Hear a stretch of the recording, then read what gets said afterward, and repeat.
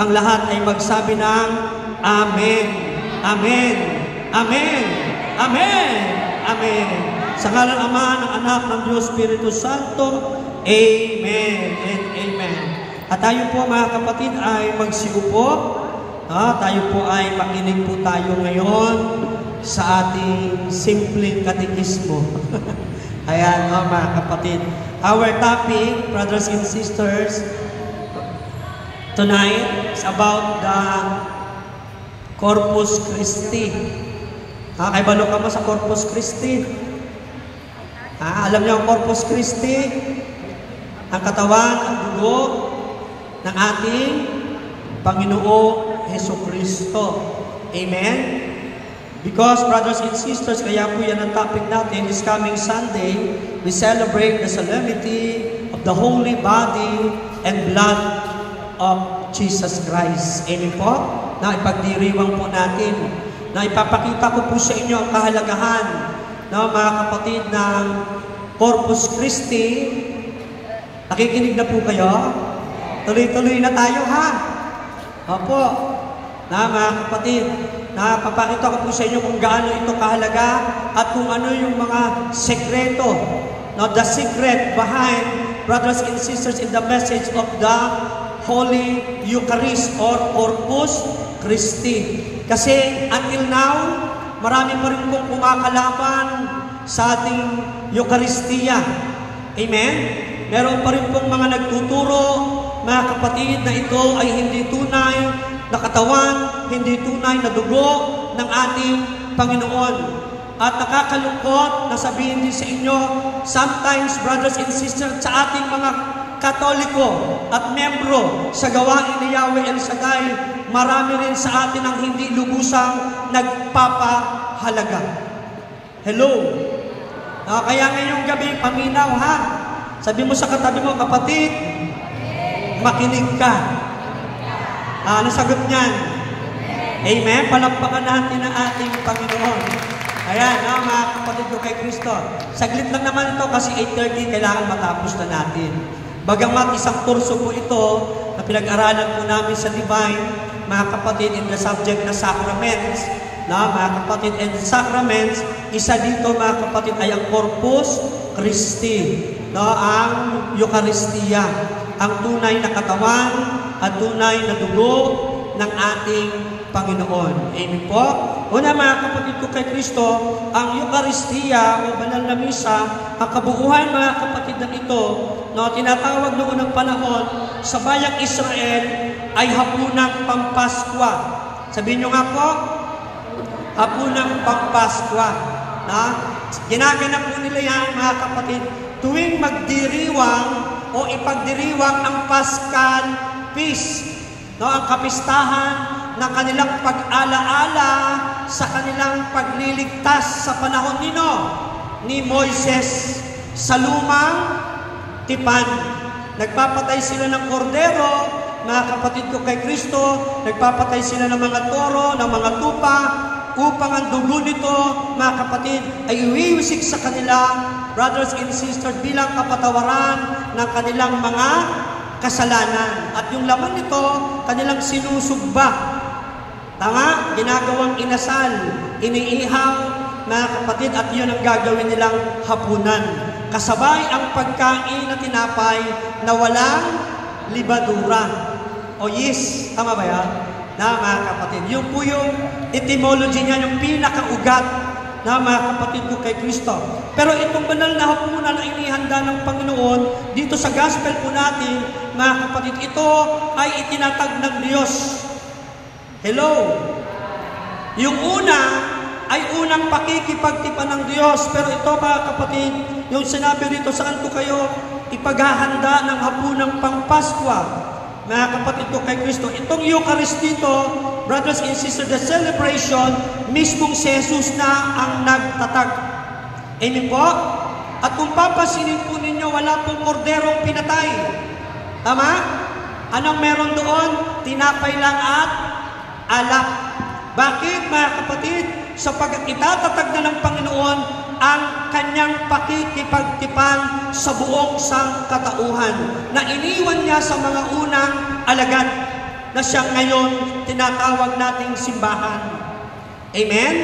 Na mga kapatid, bakit walang kordero? Sapagkat si Juan na mismo ang nagsabi, brothers and sisters, na si Jesus ang korderong nag-aalis ng kasalanan ng sanlibutan.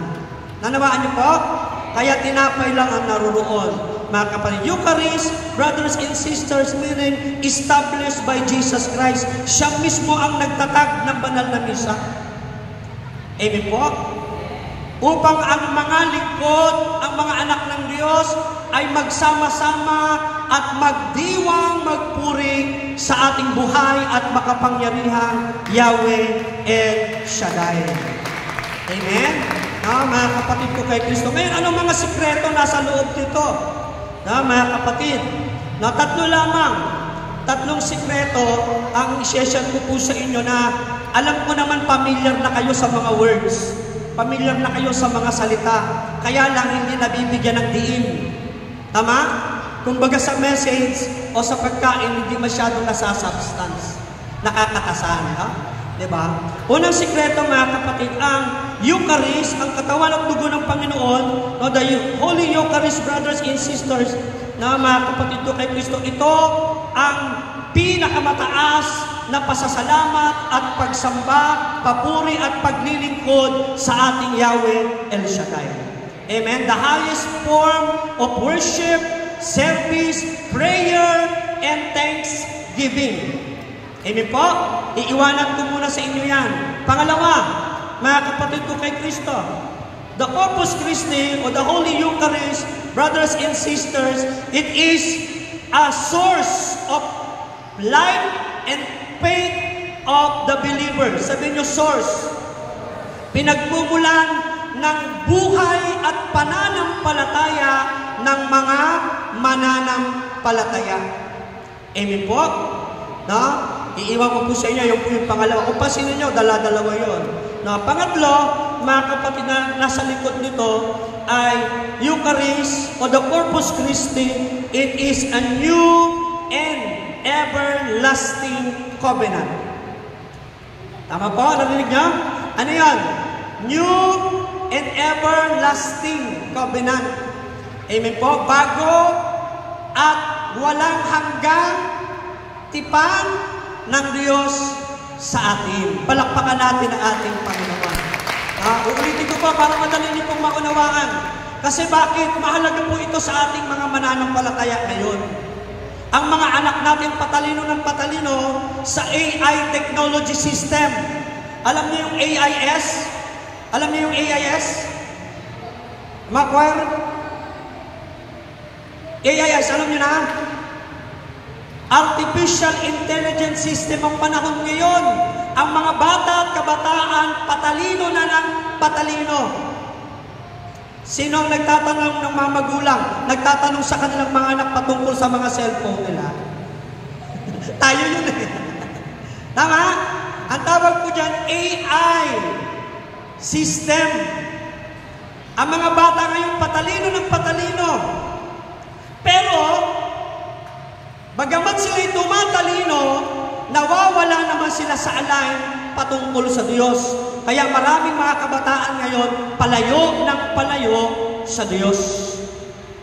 Amen po? Kasi bakit tayo mismo, mga magulang, na-influensyahan na po tayo ng AIS technology. Amen po? Diba? Dapat malaman po natin itong Eucharist. Isa ito sa mga pangunahing doktrina, turo sa ating simbahan. Pag tinanong kayo ng mga apo nyo, anak nyo, paano yan nagiging tunay na katawan at dugo ng Panginoon? Ordinaryong tinapay lang yan. Tama? Anong isasagot mo? Tanungin mo na lang si Father. Diba? Pag hindi mo na masagot, anong sasabihin mo? Tingnan mo sa Google. At i-Google, tatanungin na rin eh. Dapat alam natin ito, handa po tayo. Kung pansinin nyo mga kapatid, after ng mahal na araw, tuloy-tuloy po ang kapistahan. Amen? After ng Holy Week, ng Easter Sunday, anong kapistahan ang sumunod? The birth of the church. It's called Pentecost. Tama? Pagkatapos ng Pentecost, mga kapatid ko kay Kristo, the Blessed Trinity. Amen? And after the Blessed Trinity, Corpus Christi. Lahat po ng ginagawa po natin dito sa simbahan, dinadala po tayong lahat para sa pinakamataas na pagsamba, paglilingkod kay Yahweh El Shaddai, ang banal na misa. Purihin natin ang Panginoon. Kaya po ang gawain po natin dito, nagsisimula po sa banal na misa. Amen. Ang gawain po natin hindi po nagsisimula sa praise and worship. Lahat ng ating pag-awit, pagtugtog, paglilingkod sa Diyos dito sa ministry, lahat tayo dinadala para tanggapin ang katawan at dugo ng ating Panginoon. Sapagkat siya ang pinakamataas na pagsamba, pasasalamat at paglilingkod kay Yahweh El Shaddai. Amen. Meron pong tanong dyan. Anong tanong dyan? Bakit siya ang naging pinakamataas? Minsan hindi nyo tinatanong yan tama po? Tinatanggap nyo na lang. Kaya lang, walang reaksyon. Yes, pero hindi pa rin nagsisimba yung marami. Yes, hindi pa rin nangungumunyon yung marami. Pero alam natin na pinakamataas. Walang motivation, walang reaction. Kasi bakit? Hindi natin alam yung pinaka-reason bakit siya pinakamataas. Maraming hindi nakakaalam. Tama po ba? Alam niyo kung bakit siya pinakamataas? Kayo, kwera alam niyo? Hindi rin. Ikaw alam mo? Sa core group, alam niyo kung bakit siya pinakamataas? Napapuri at pasasalamat at paglilingkod? Sapagkat ang Diyos mismo, mga kapatid, ang unang naglingkod sa atin. Isa-isahin natin kung bakit siya pinakamataas. Ang sabi po ng Pilipos chapter 2, bagamat siya'y Diyos, hindi siya nagpumilit na maging kapantay ng Diyos. Amen po? Siya'y nagpakumbaba at namuhay na katulad natin. Ilalaborin ko po ng konti, mabilis lang Siya'y Diyos, kataas-taasang Diyos, ngunit nagkatawang tao. Para ano? Para paglingkuran tayo. Sa pamamagitan ni Jesus, ikaw at ako, tayong lahat pinatawad sa ating mga kasalanan. Amen! At binigyan tayo ng karapatan na maging anak ng Diyos. Hindi dahil sa gwapo ka, maganda ka, mayaman ka, kundi dahil sa ating Panginoong Hesukristo. Amen po? Palakpakan po natin ang Panginoon. Anong kinalaman nun sa pagiging sa Eucharistia? Ito pa po yung pangalawa. Hindi pa nakontento ang Panginoon sa pagiging tao o sa kanyang pagkakatawang tao. Nung gabing iyon ang sabi doon, mga kapatid, dumampot si Jesus ng tinapay. Ano ang sabi ng Panginoon? Nung damputin ng tinapay ang tinaas ito ng Panginoon, nagpasalamat siya kay El Shaddai. Sa kanyang ama, sabi niya, ito ang aking katawan. Amen po? Nakikita nyo na kung ano yung kasunod? Ang Diyos na nagkatawang tao, nagkatawang tinapay para makapasok sa ating laman, makapasok sa ating buhay, saan yung pagkain. Amen? Di ba kaya tayo nabubuhay kapag kumakain tayo? Araw-araw kailangan natin kumain.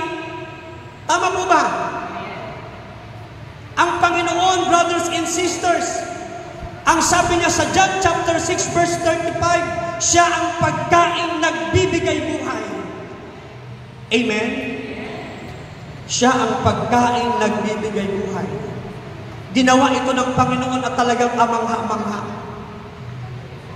Kung ikaw kaya yun, maging anyong tinapay, baka pipili ka, sabi mo, cake na lang po. Bakit ginawa ito ng Panginoon? Para isustain po yung buhay natin sa mundong ito. Amen po? Ang kumakain ng pagkain pang pisikal, mga kapatid ko kay Kristo, kahit kainin mo yung pinakamasasarap na pagkain sa mundong ito, brothers and sisters, magkakasakit ka pa rin, mamamatay ka pa rin. Tama po ba? Pero ang sabi ng Panginoon, ang sino mang kumakain ng pagkain bumaba mula sa langit, ay may buhay na walang hanggan. purihin natin ang ating Panginoon. Amen? Kaya siya ang pinakamataas. At dito sa Eucharistia, brothers and sisters, si Jesus ang unang naglingkod, siya ang unang nagpasalamat, siya ang unang nagpuri sa Ama. Kaya kung meron man tayong ipagpapasalamat sa Diyos, ito ang pinakamataas na pagpapasalamat. Amen? Kaya nga kapag tinatanggap natin ang banal na komunyon, anong sinasabi natin? Panginoon, hindi ako karapat dapat magpatuloy sa iyo. Amen po? Nare-recognize natin, inaamin natin na hindi tayo karapat dapat. Bakit lahat tayo, mga kapatid, ay nagkakamali at nagkakasala? Pero tingnan niyo ang Panginoon. Sa Eucharistia, brothers and sisters, siya mismo ang naglilingkod sa atin at ang kanyang katawan, ang kanyang dugo, ang ating pagkain. Purihin natin ang Panginoon. Anawaan niyo po? Kaya siya pinakamataas. Siya ang nagmumuna, mga kapatid, maging yung pare, lahat instrumento lang. Pagdating sa Eucharistia, si Jesus mismo ang nangunguna. Siya mismo ang naglilingkod sa atin. Amen. Kaya pinakamataas na paglilingkod. Siya ang unang nagpapasalamat sa Diyos para sa atin. Amen. Para lahat po tayo ay makatanggap. Alam niyo, mayroong nakakalungkot dito. Minsan, may mga choir na naman nasa taas sila, di ba? Pinupunta ng lay minister. May nakikita kayo simbahan, yung choir nasa taas. Di ba? Tatakbuhin ng lay minister doon. Pagdating ng lay minister, sa katawan ni Kristo, ang sinasabi ng choir, ayaw tumanggap.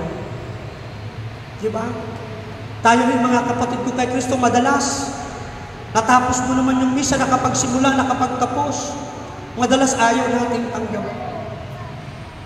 Amen po?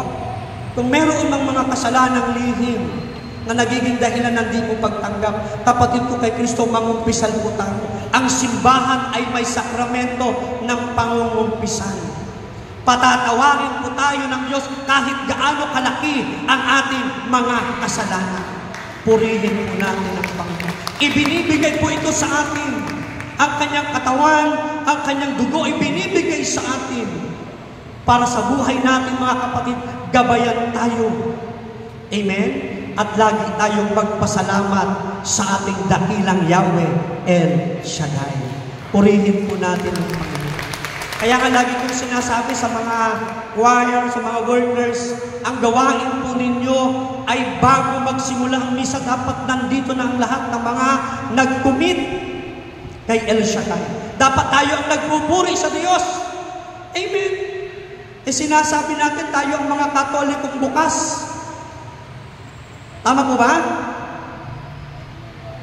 Sinasabi natin tayo ang mga Katolikong Kristiyanong buhay.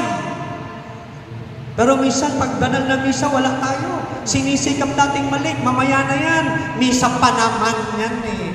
Wala pa yung proper na gawain. Sabi mo sa katabi mo, nakakahiya. Okay lang kung protestante ka. Okay lang kung anti-Catholics ka. Pero kung anti-Corpus Christi ka, may problema. Hanggat nandito tayo sa ministry, mga kapatid ko kay Kristo, lahat ng paglilingkod natin, inilalapit sa pinakamataas na uri ng pagsamba kay Yahweh El Shaddai, ang banal na Eucharistia. Amen! Upang tanggapin natin siya sa ating buhay. Amen! Makiisa siya sa atin. Amen po? Sarap sanang pahabain pa eh. Kaya lang, nilalagyan ko lang 10 minutes, 10 minutes.